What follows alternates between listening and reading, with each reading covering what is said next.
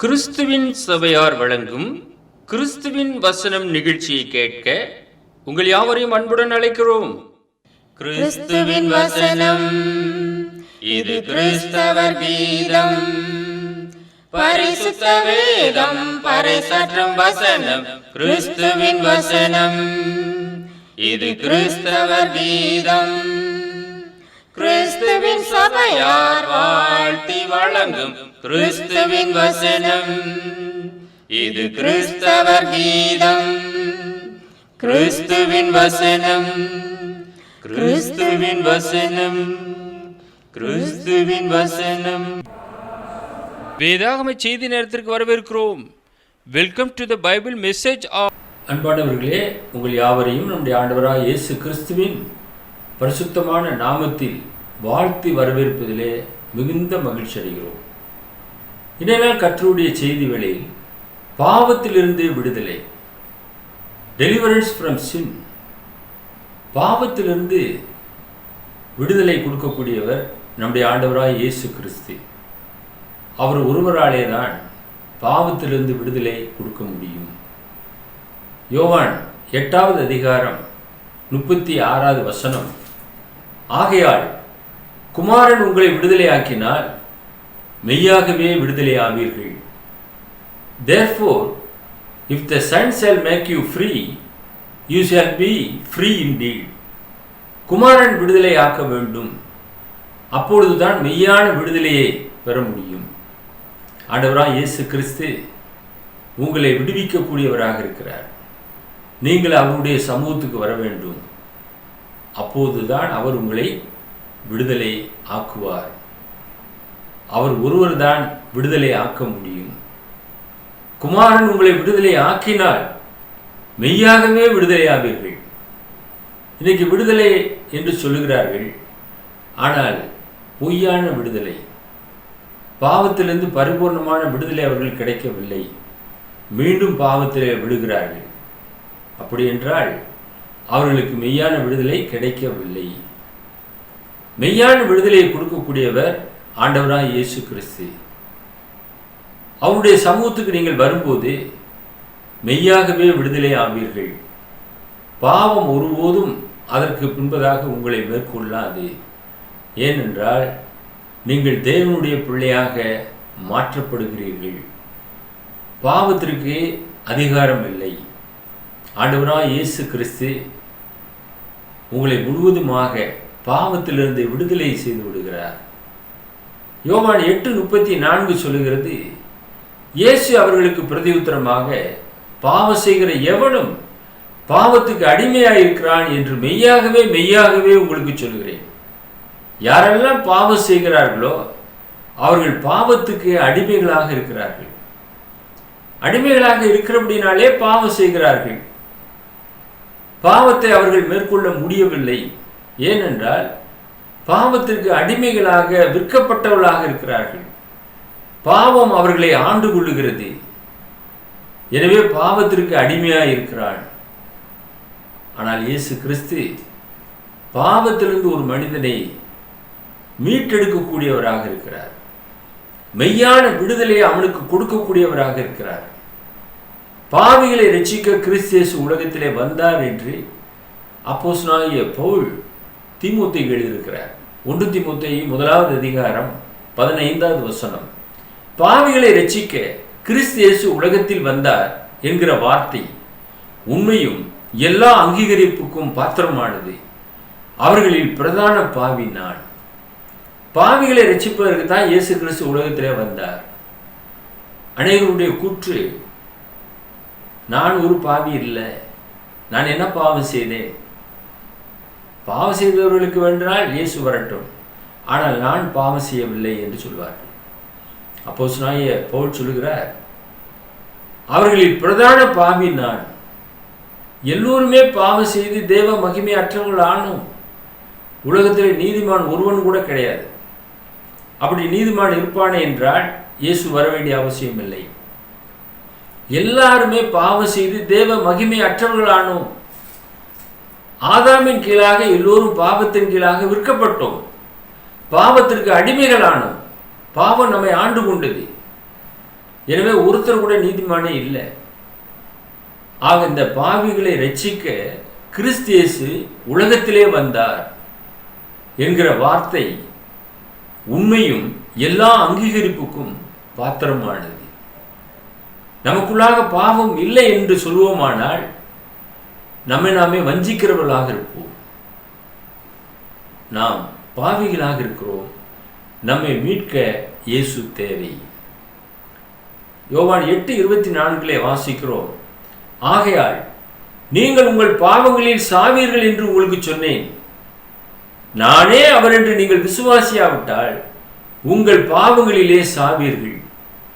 பாவிகளை ரட்சிப்பதற்குத்தான் இயேசு கிறிஸ்து இந்த உலகத்திற்கு வந்தார். அவர்தான் நம்மை மீட்டெடுக்க கூடியவர் என்று நாம் அவரை விசுவாசியாவிட்டால் நம்முடைய பாவங்களிலே நாம் சாவோம். பாவத்தின் சம்பளம் என்னவென்று உங்களுக்கு தெரியுமா? பாவத்தின் சம்பளம் மரணம் என வேதம் சொல்லுகிறது. அதற்கு கிடைக்கக்கூடிய கூலி மரணமாக இருக்கிறது. பிசாசு கொல்லவும் அழிக்கவும் வருகிறானே என்று வேறு ஒன்றுக்கும் வரான். இயேசு சொல்லுகிறார், நானும் அவைகளுக்கு ஜீவன் உண்டாயிருக்கவும் அது பரிபூர்ணப்படவும் வந்தேன் என்று சொல்லுகிறார். அவர் பாவிகளை ரட்சிக்க வந்தவர். அவரே கிறிஸ்து என்று நாம் விசுவாசியாவிட்டால் நம்முடைய பாவங்களிலே நாம் சாவோம் என்று இயேசுதாமே சொல்லியிருக்கிறார். யோவான் 3:16, தேவன் தம்முடைய ஒரே பேரான குமாரனை விசுவாசிக்கிறவன் எவனோ அவன் கெட்டு போகாமல் நித்திய ஜீவனை அடையும்படி அவரை தந்தருளி இவ்வளவாய் உலகத்திலே அன்பு கூர்ந்தார். தேவனுடைய அன்பு அகாப்பே அன்பு. தன்னுடைய ஒரே பேரான குமாரனே நமக்காக ஒப்பு கொடுத்தார். யார் ஒப்பு கொடுக்க முடியும்? ஆபிரகாம் விசுவாசத்தினாலே தன்னுடைய மகன் ஈசாக்கை பலியாக ஒப்பு கொடுக்க துணிந்தான். கர்த்தர் கொடுத்தார் அந்த மகனை. திரும்ப அவனுடைய விசுவாசத்தை சோதிக்கும்படியாக கேட்கும்போது தயக்கமின்றி அவனை அழைத்து கொண்டு போகிறான். குறிக்கப்பட்ட மலையிலே பலி செலுத்தும்படியாக அழைத்து கொண்டு போகிறான். அந்த பிள்ளையாண்டான் கேட்கிறான், தகப்பனே, கட்டைகள் இருக்கிறது, பலிக்க வேண்டிய ஜாமான்கள் எல்லாமே இருக்கிறது, ஆடு இங்கே, கர்த்தர் பார்த்துக் கொள்வாரப்பா என்று சொல்லி அழைத்து கொண்டு போகிறான். நீதான் ஆடு என்று அவன் சொல்லவில்லை. அவனுக்கு எவ்வளவு வேதனை இருந்திருக்கும். ஒரே மகனை பிதாவாகிய தேவன் கேட்கிறார். அந்த உள்ளான மனது எவ்வளவாக பாடுபட்டிருக்கும். ஆனால் அவன் விசுவாசத்தோடு அழைத்து கொண்டு கடந்து செல்கிறான். விசுவாசத்திலே பலியாக அவனை செலுத்தினான். ஆனால் ஆபிரகாமுடைய விசுவாசம் சோதிக்கப்பட்ட போது கர்த்தர் அவனை நிறுத்தும்படியாக கட்டளை கொடுத்தார். அங்கே நிறுத்தினான். ஒரு புதரிலே சிக்கிக் கொண்டிருந்த ஆடை பலி செலுத்தி விட்டு அவனும் ஈசாக்கும் வீட்டுக்கு திரும்பி வந்ததை வேதத்திலே நாம் பார்க்கிறோம். அன்பானவர்களே, அவனுடைய விசுவாசம் சோதிக்கப்பட்டது. அவன் விசுவாசிகளின் தகப்பன் என்று அழைக்கப்படுகிறான் என்று நாம் பார்க்கிறோம். தேவன் தம்முடைய ஒரே பேரான குமாரனை நமக்காக ஒப்பு கொடுத்தார். நம்மிலே யார் நம்முடைய பிள்ளைகளை நாம் மனசார ஒப்பு கொடுக்க முடியும்? இயேசு கிறிஸ்து சிலுவையிலே தொங்கும்போது, என் தேவனே, என் தேவனே, ஏன் என்னை கைவிட்டீர் என்று சொன்னார். இப்படியாக சொல்லி, என்னுடைய ஆவி உடைய கரங்களிலே ஒப்புவிக்கிறேன் என்று சொல்லி ஜீவனை விட்டார். எதற்காக? உங்களையும் என்னையும் மீட்டெடுக்கும்படியாக தேவன் அவரை ஒப்பு கொடுத்தார் என்று பார்க்கிறோம். அதைத்தான் இந்த வசனத்திலே வாசிக்கிறோம். தேவன் தம்முடைய ஒரே பேரான குமாரனை விசுவாசிக்கிறவன் எவனோ அவன் கெட்டு போகாமல் நித்திய வாழ்வை அடையும்படி அவரை தந்தருளி இவ்வளவாய் உலகத்திலே அன்பு கூர்ந்தார். தேவனுடைய அன்பு மாபெரிய அன்பு. உலகத்திலே ஜீவனை கொடுக்கிற அன்பிலும் பெரிய அன்பு வேறு ஒன்றுமே இல்லை. ஆண்டவராய் இயேசு கிறிஸ்து நமக்காக ஜீவனை கொடுத்தார். ஜீவனை கொடுத்து நம்மை பாவத்திலிருந்து மீட்டெடுத்திருக்கிறார். ஆதாமின் பாவத்தின் கீழாக எல்லாரும் நாம் அடைக்கப்பட்டவர்களாக இருந்தோம்.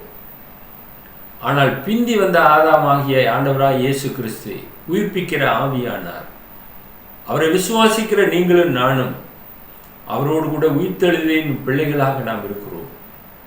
அவரோடு நித்திய ஜீவனை நாம் பெற்றுக்கொள்வோம். அந்த விதமான ஒரு ஆசீர்வாதம் வைக்கப்பட்டிருக்கிறது. அவரை விசுவாசிக்கிறவன் எவனோ அவன் கெட்டுப்போகாமல் நித்திய ஜீவனை அடையும்படிக்கு அவரை தந்தருளி இவ்வளவாய் உலகத்திலே அன்பு கூர்ந்தார் என்று நாம் வேதத்திலே பார்க்கிறோம். கொலோசியர் 1 அதிகாரம் 13வது வசனம் அப்போஸ்தலனாகிய பவுல் சொல்லுகிறார், இருளின் அதிகாரத்திலிருந்து நம்மை விடுதலையாக்கி தமது அன்பின் குமாரனுடைய ராஜ்யத்திற்கு உட்படுத்தினவருமாயிருக்கிற பிதாவை ஸ்தோத்தரிக்கிறோம். இருளின் கோரப்பிடியிலே நீங்களும் நானும் இருந்தோம். அந்த இருளின் கோரப்பிடியிலிருந்து விடுதலையாக்கி அன்பின் குமாரனுடைய ராஜ்யம், தேவன் தம்முடைய ஒரே பேரான குமாரனுக்கு ஒரு ராஜ்யத்தை கொடுத்திருந்தார். அந்த ராஜ்யம் அவருடைய ராஜ்யமாக இருக்கிறது, அவருடைய சபையாக இருக்கிறது, அவருடைய ஆளுகையின் கீழாக இருக்கிறது. அந்த ராஜ்யத்திலே நீங்களும் நானும் பிரஜைகளாக இருக்கிறோம், குமாரத்திகளாக இருக்கிறோம், கர்த்தருடைய பிள்ளைகளாக அங்கங்களாக இருந்து கொண்டிருக்கிறோம். நித்தியமான வாசஸ்தலத்தில் பிரவேசிப்பதற்கு தகுதி உள்ளவர்களாக அந்த ராஜ்யத்தில் இருக்கிறோம். அந்த அதிகாரத்திலிருந்து, அந்த இருளின் அதிகாரத்திலிருந்து நம்மை விடுதலையாக்கி தமது குமாரனுடைய அன்பின் ராஜ்யத்திற்குள்ளாக உட்படுத்தியிருக்கிறார் பிதாவாகிய தேவன். அவரை ஸ்தோத்தரிக்கிறோம் என்று அப்போஸ்தலனாகிய பவுல் கொலோசே சபைக்கு எழுதின கடிதத்தை நாம் வாசிக்க கேட்டோம். கர்த்தருடைய ஆவி எங்கே இருக்கிறதோ அங்கே விடுதலை இருக்கிறது. நீங்கள் கர்த்தருடைய ஆவியை பற்றி கொண்டவர்களாக இருப்பீர்கள் என்றால் உங்களுக்கு பாவத்திலிருந்து விடுதலை இருக்கிறது. இல்லை என்றால் பாவத்திலிருந்து விடுதலை இல்லை. அதை நாம் விலை கொடுத்து வாங்க முடியாது. அது கடையில் விற்கக்கூடிய ஒரு பொருள் அல்ல, அல்லது எந்த ஒரு மனிதனாலும் நம்மை பாவத்திலிருந்து ரட்சிக்க முடியாது. கர்த்தருடைய ஆவி இருக்க வேண்டும். கர்த்தருடைய ஆவி எங்கே இருக்கிறதோ அங்கே விடுதலை இருக்கிறது என்று 2 கொரிந்தியர் 3வது அதிகாரம் 17வது வசனத்திலே பவுல் குறிப்பிட்டிருக்கிறார். கர்த்தரே ஆவியானவர். கர்த்தருடைய ஆவி எங்கேயோ அங்கே விடுதலையும் உண்டு. Now the Lord is the Spirit, and where the Spirit of the Lord is, there is liberty. அங்கே விடுதலை இருக்கிறது. கர்த்தருடைய ஆவி இருக்கக்கூடிய இடத்துல விடுதலை இருக்கிறது. இயேசு உங்களில் இருப்பார் என்றால் நிச்சயமாக விடுதலை இருக்கிறது. நீங்கள் இயேசு ஏற்படுத்தின சபையில் இருப்பீர்கள் என்றால் உங்களுக்கு நிச்சயமாக பாவத்திலிருந்து விடுதலை இருக்கிறது. உங்களுடைய நாமங்கள் ஜீவ புஸ்தகத்தில் எழுதப்பட்டும் இருக்கும். உங்களுடைய பெயர் கிறுக்கி போடாமல் பாதுகாக்கப்படும். ஒரே ஒரு ராஜ்யம், ஒரே ஒரு சபை. அந்த சபையிலே பிரவேசிப்பதற்கு உங்களுடைய விசுவாசம் தேவை, உங்களுடைய அறிக்கை இடுதல் தேவை, உங்களுடைய மனம் திரும்புதல் தேவை. ரட்சிக்கப்படுகிறவர்களை கர்த்தர் ஞானஸ்நானத்தின் மூலமாக அவருடைய சபையிலே சேர்க்கிறார். ஒரே ஒரு ஞானஸ்நானம், அது கர்த்தருடைய சபையிலே நீங்கள் எடுக்க வேண்டும். அந்த சபை அவர் ஏற்படுத்தின சபையாக இருக்கிறது, அவருடைய ராஜ்யமாக இருக்கிறது. அந்த அதிகாரத்தை பிதாவாகிய தேவன் ஆண்டவராய் இயேசு கிறிஸ்துவுக்கு கொடுத்திருக்கிறார் என்று பார்க்கிறோம். கர்த்தருடைய ஆவி அங்கே இருக்கிறது. கர்த்தருடைய ஆவி எங்கே இருக்கிறதோ அங்கே விடுதலை இருக்கிறது. அவருடைய சபையிலே விடுதலை இருக்கிறது. பாவத்திலிருந்து விடுதலை, சாதாரண ஒரு விடுதலை அல்ல. இந்த உலக பிரகாரமான காரியத்திலே அநேகர் விடுதலை அடைந்து விட்டோம் என்று சந்தோஷம் கொள்கிறார்கள். மெய்யான விடுதலை, பாவத்திலிருந்து ஒரு மனிதன் விடுதலை அடைய வேண்டும். அந்த விடுதலை தான் மெய்யான விடுதலையாக இருக்கிறது. பாவம் ஒரு மனிதனை அன்று முதல் இன்று வரை ஆண்டு கொண்டிருக்கிறது. அதிலிருந்து விடுதலை அடைவதற்கு ஒரே ஒரு வழிதான் இருக்கிறது, இயேசு கிறிஸ்துவுடைய இரத்தம். அந்த இரத்தம் தான் பாவத்திலிருந்து ஒரு மனிதனை விடுதலை செய்ய முடியும். பிசாசை ஜெயித்தவர் ஆண்டவராய் இயேசு கிறிஸ்து ஒருவர் தான். இந்த உலகத்தில் யாருமே பிசாசை ஜெயிக்க முடியாது. ஏனென்றால் அவன் ஆண்டவருக்கு எதிராளியாக இருக்கிறான், சத்ருவாக இருக்கிறான். அவனை மேற்கொள்ளத்தக்கதாக இயேசு கிறிஸ்து இந்த உலகத்திலே வந்தார். அவனை எப்படி ஜெயித்தார்? சிலுவையிலே ஜெயித்தார். தம்முடைய கீழ்ப்படிதலினாலே அவர் வெற்றியை அடைந்தார் என்று பார்க்கிறோம். பாவத்துக்கு அதிகாரியாகிய பிசாசானவனை தம்முடைய மரணத்தினாலே அவர் ஜெயித்தார். நீங்கள் நானும் பிசாசுக்கு எதிர்த்து நிற்க முடியும். ஆண்டவராய் இயேசு கிறிஸ்து ஜெயித்தபடினாலே அவரோடு கூட நாமும் வெற்றியுள்ள ஒரு கிறிஸ்தவர்களாக வாழ முடியும். இஸ்ரவேலர்களை அடிமைத்தனத்திலிருந்து கர்த்தர் விடுதலை செய்தார். உபாகமம் 5வது அதிகாரம் 15வது வசனம். நீ எகிப்து தேசத்தில் அடிமையாய் இருந்தாய் என்றும் உன் தேவனாகிய கர்த்தர் உன்னை அவ்விடத்திலிருந்து வல்லமையுள்ள கரத்தினாலும் ஓங்கிய புயத்தினாலும் புறப்பட பண்ணினார் என்றும் நினைப்பாயாக. ஆகையால் ஓய்வு நாளை ஆசரிக்க உன் தேவனாகிய கர்த்தர் உனக்கு கட்டளையிட்டார். இந்த ஓய்வு நாளை எதற்காக அவர்கள் ஆசரிக்க வேண்டுமா?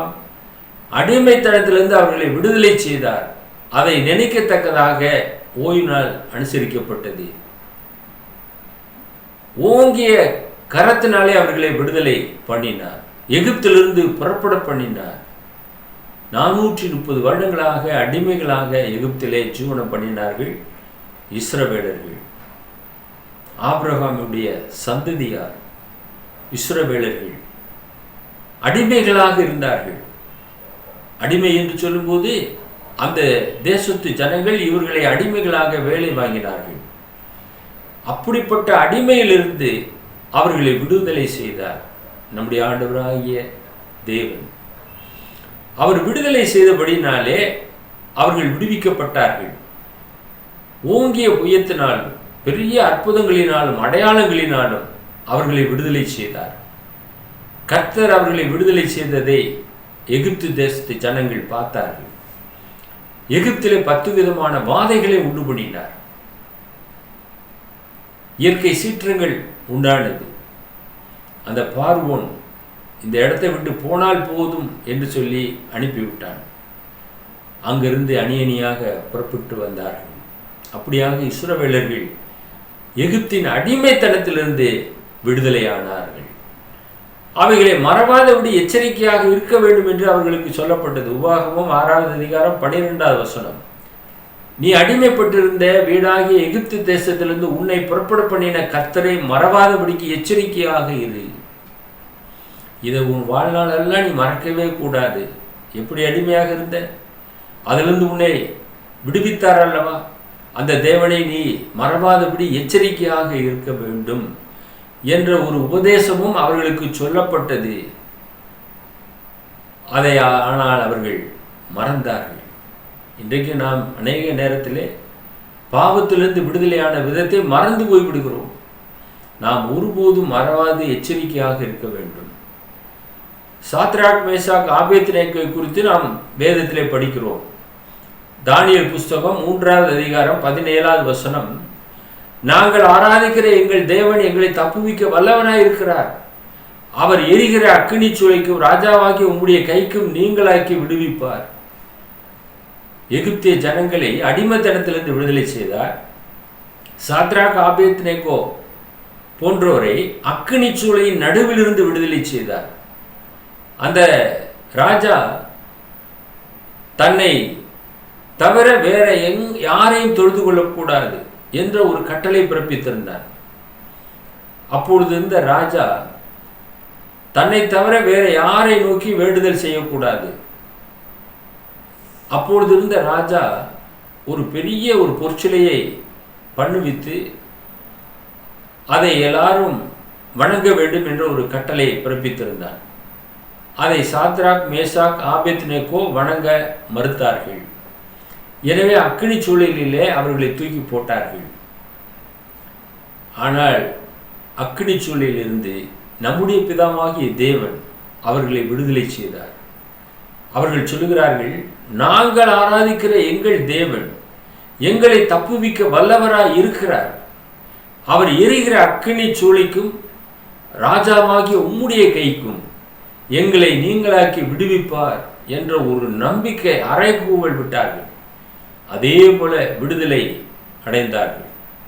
ராஜாவே பார்த்தான், அக்கினி சூளையிலே 3 பேர் அல்லவா போட்டோம், அதை தூக்கி கொண்டு போனவர்களே அக்கினி பட்சித்து போட்டது. ஆனால் இப்பொழுது அக்கினி சூளையின் மத்தியிலே 4 பேர் உலாவுகிறதை நான் காண்கிறேன். ஒருவருடைய சாயல் தேவ சாயலாக இருக்கிறது. அந்த அளவுக்கு சாத்ராக், மேசாக், ஆபேத்நேகோ தன்னுடைய விசுவாசத்தினாலே அக்கினி சூளையில் இருந்து பிதாவாகிய தேவனாலே காக்கப்பட்டார்கள். அன்பானவர்களே, விடுதலை செய்யக்கூடியவர் கர்த்தர். கர்த்தருடைய ஆவி எங்கே, அங்கே விடுதலை உண்டு. எகிப்திலே கர்த்தருடைய ஆவி இருந்தது. எகிப்தின் அடிமைத்தனத்திலிருந்து விடுதலை ஆனார்கள். சாத்ராக், மேசாக், ஆபேத்நேகோ மத்தியிலே கர்த்தருடைய ஆவி இருந்தது. அக்கினி சூளையிலிருந்து விடுதலை ஆனார்கள். லூக்கா 13வது அதிகாரம் 12-13 வசனங்கள். இயேசு அவளை கண்டு தம்மிடத்தில் அழைத்து, ஸ்திரியே, உன் பலவீனத்திலிருந்து விடுதலையாக்கப்பட்டாய் என்று சொல்லி அவள் மேல் தமது கைகளை வைத்தார். உடனே அவள் நிமிர்ந்து தேவனை மகிமைப்படுத்தினார். எவ்வளவு நிமிரக்கூடியாத ஒரு கூனி அங்கே தேவ சமூகத்திலே வந்திருந்தாள். இயேசு அவளை அழைத்து, ஸ்திரியே, உன் பலவீனத்தில் நின்று நீ விடுதலையாக்கப்பட்டாய் என்று சொல்கிறார். அங்கே சொல்லுவது யார்? இயேசு கிறிஸ்து, தேவனுடைய ஒரே பேரான குமாரனாகிய இயேசு கிறிஸ்து. அவள் மேல் தமது கைகளை வைத்தார்.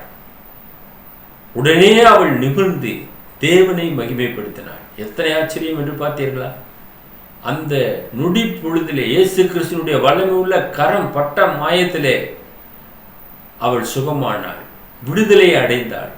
எவ்வளவு நிமிரக்கூடியாத ஒரு கூனியாக இருந்தவள், கூன் போட்டு தன்னுடைய சரீரத்தை முழுவதுமாக வளைத்து அங்கே பூமியே நோக்கி பார்த்திருந்த மகள், மேலே பார்க்க முடியாத ஒரு சூழ்நிலையில் இருந்த மகள், இயேசு கைப்பட்ட உடனே நிமிர்ந்து தேவனை மகிமைப்படுத்தினாள். உன்னதமான தேவனுக்கு முதலாவது நன்றி சொன்னாள். எவ்வளவு அற்புதமான காரியம்!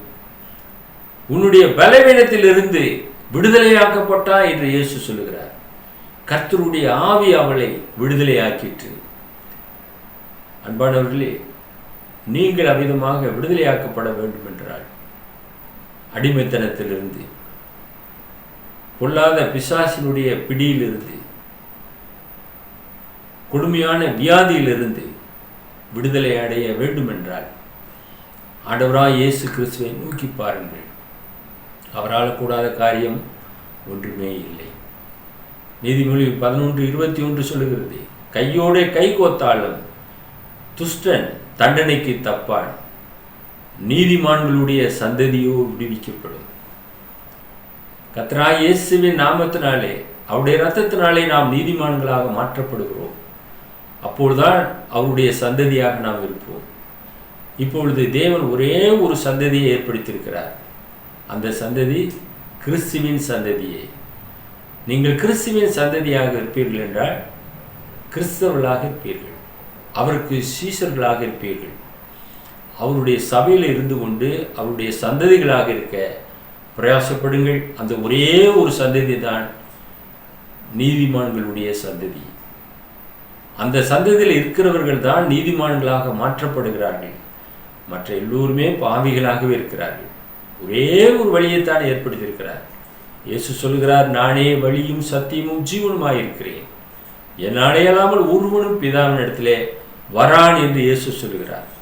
இயேசு ஏற்படுத்தியிருக்கிறதான அந்த மெய்யான வழியிலே நீங்கள் இருக்க பிரயாசப்படுங்கள். பாவத்திலிருந்து விடுதலையாக்கப்பட்டு இப்பொழுது நாம் நீதிக்கு அடிமையாக்கப்படுகிறோம். ரோமர் 6:22 இப்பொழுது நீங்கள் பாவத்தில் நின்று விடுதலையாக்கப்பட்டு தேவனுக்கு அடிமைகளானதினாலே பரிசுத்தமாகுதல் உங்களுக்கு கிடைக்கும் பலன் முடிவோ நித்திய ஜீவன். முதலாவது நாம் பாவத்துக்கு அடிமைகளாக இருந்தோம். பாவம் நம்மை ஆண்டு கொண்டிருந்தது. இப்பொழுது நாம் யாருக்கு அடிமைகளாக இருக்கிறோம்? நீதிக்கு அடிமைகள், சத்தியத்திற்கு அடிமைகள், ஆண்டவராய் இயேசு கிறிஸ்துவுக்கு நாம் அடிமைகள், தேவனுக்கு நாம் அடிமைகள். தேவனுக்கு அடிமைகள் ஆனதுனாலே நமக்கு பரிசுத்தம் கிடைச்சிருக்கிறது. நான் பரிசுத்தர், அதே போல நீங்களும் பரிசுத்தராயிருங்கள் என்று எழுதியிருக்கிறபடியாக நாம் பரிசுத்தம் உள்ளவர்களாக, பரிசுத்தவான்களாக மாற்றப்படுகிறோம். பரிசுத்தமாகுதல் உங்களுக்கு கிடைக்கும் பலன், பாவத்தின் பலன் மரணம். தேவனாலே வரக்கூடிய பலன் பரிசுத்தம், அதனுடைய பலன் பெரிய ஆசீர்வாதம். முடிவோ நித்திய ஜீவன்.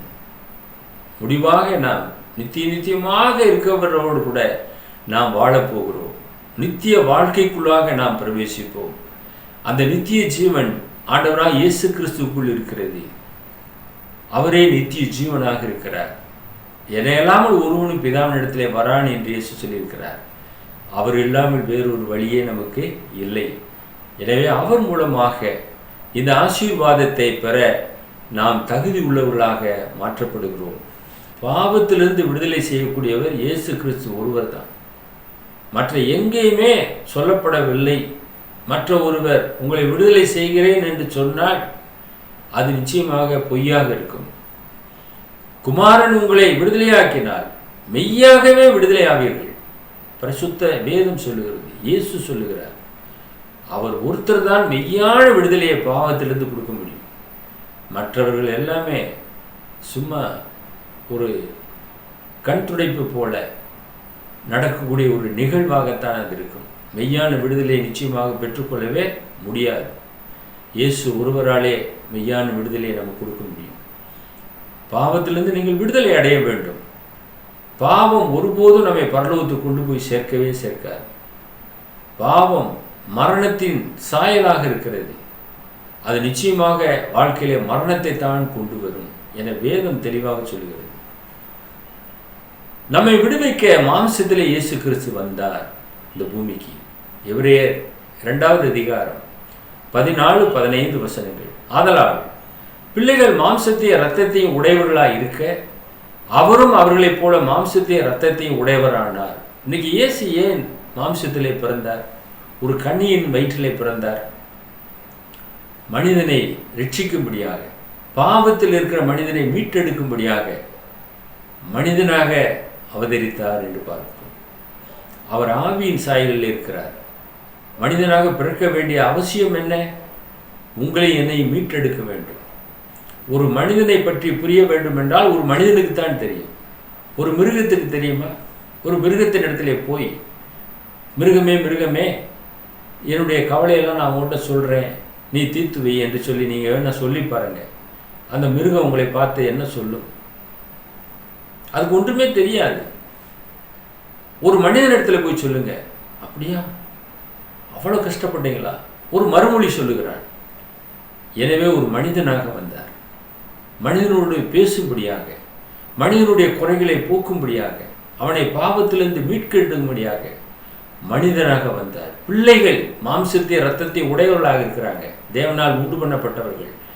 எனவே அவரும் அவர்களைப் போல மாம்சத்தை இரத்தத்தை உடையவரானார். மரணத்துக்கு அதிகாரியாக ஒருவன் இருக்கிறான், பிசாசு. தமது மரணத்தினாலே அழிக்கும்படிக்கு, அவனை மரணத்தினால தான் அழிக்க முடியும், வேற எந்த விதத்திலும் அழிக்கவே முடியாது. ஜீவகாலமெல்லாம் மரண பயத்தினாலே அடிமைத்தனத்திற்குள்ளானவர்கள் யாவரையும் விடுதலை பண்ணும்படி அப்படியானார். ஜீவகாலமெல்லாம் நம்மளுக்கு ஒரு மரண பயம் இருக்கிறது.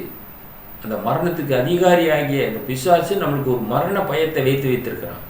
அவர்கள் யாவரையும் விடுதலை பண்ணும்படிக்கும் அவர் மாம்சத்திலே வந்தார். அவரை நீங்களும் நான் விசுவாசிக்கும் போது நம்மை பாவத்திலிருந்து, சாபத்திலிருந்து, வியாதியிலிருந்து, அடிமைத்தனத்திலிருந்து முற்றிலும் நம்மை விடுதலை செய்து அவர் ரட்சிப்பதற்கு வல்லமை உள்ளவராக இருக்கிறார். இயேசுவண்டை வாருங்கள், அவர் உங்களை பாவத்திலிருந்து விடுதலை செய்து நித்திய வாழ்வை உங்களுக்கு தந்தருவார். உங்களுக்காக நாங்கள் ஜெபம் பண்ணுகிறோம். எங்களை நேசித்து வழிநடத்துகிற பரலோகத்தின் பிதாவே, பாவத்திலிருந்து விடுதலை அடையத்தக்கதாக உம்முடைய அன்பின் குமாரன் இயேசுவை உலக இரட்சகராக நீர் அனுப்பின தேவருக்காக நன்றி செலுத்துகிறோம். இந்த நிகழ்ச்சியை பார்த்து கொண்டிருக்கிற அருமையான நேயர்கள் பாவத்திலிருந்து விடுதலை அடையத்தக்கதாக உம்முடைய குமாரனாய் இயேசு கிறிஸ்துவை விசுவாசம் கொண்டு மெய்யான விடுதலை அவர்கள் பெற்றுக்கொள்ளத்தக்கதாக உம்முடைய சத்திய வசனத்தினாலே அவர்களை கரம் பிடித்து வழிநடத்திட வேண்டுமாய் எங்கள் அன்பின் ஆண்டவர் இயேசு கிறிஸ்துவின் விலையேற பெற்ற நாமத்தில் இந்த ஜெபத்தை தாழ்மையோடு ஏறெடுக்கிறோம் எங்கள் பரலோகத்தின் பிதாவே, ஆமென். கர்த்தரே ஆவியானவர். கர்த்தருடைய ஆவி எங்கேயோ அங்கே விடுதலையும் உண்டு. The Lord is that Spirit. And where the Spirit of the Lord is, there is liberty. Amen. May God bless you all.